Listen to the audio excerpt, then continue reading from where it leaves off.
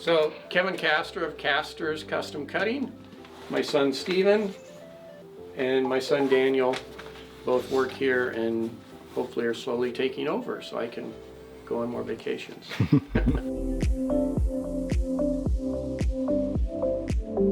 Some of the challenges we've faced in this business has been the ups and downs of log prices, and then of course lumber prices to follow. We're a small enough mill and a custom enough mill that once we buy a load of logs, we're kind of committed to whatever we paid for them.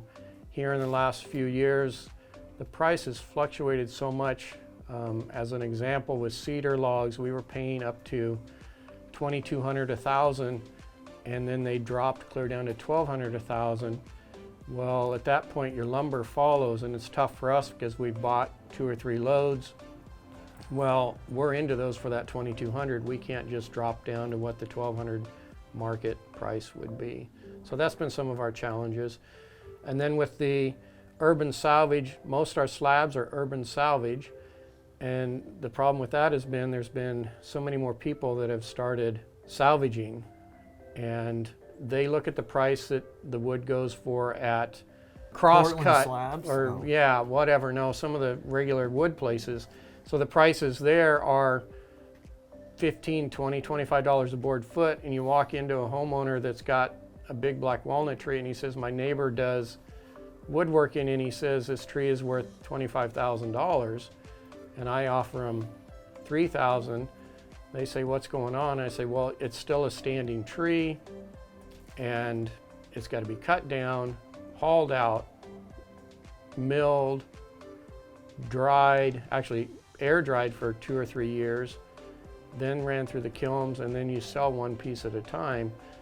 So the value is probably $25,000 5 or 10 years down the road, and they don't always understand that. And then there's actual guys that have come into the business that they're paying way more than what they should be. They don't figure in their sitting time on their money or all the hauling and all the extra work that goes into getting it to a finished product. Well, and one issue is with other people doing slabs, a lot of them sell them green, and a lot of customers don't know that they're still wet.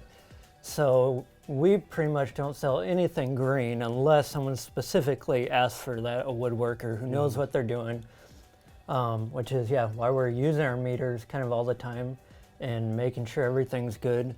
But yeah, a lot of other people, they'll go out, or we'll even cut for some people, cut them into slabs, and they'll just sell them online as soon as they're cut. And then when you do that, you try to make a table out of it, and it starts twisting and turning and splitting. And especially if they're selling it to someone else, that's not going to work, and they're going to come back and return the table. Where, We actually do, with that said, we do a lot of custom drying for other people. And a lot of times people will mill something up or have it milled, and then they'll call us and say, can you dry it? And we say, sure, we can.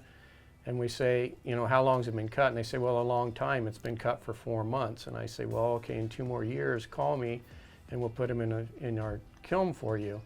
And they don't always understand. Or they've gone somewhere and, like Steven said, they bought a slab from a guy with his Alaskan mill who's just put them out there for sale, and they're like, yeah, we can buy them for half the price of what Kaster's is selling them for.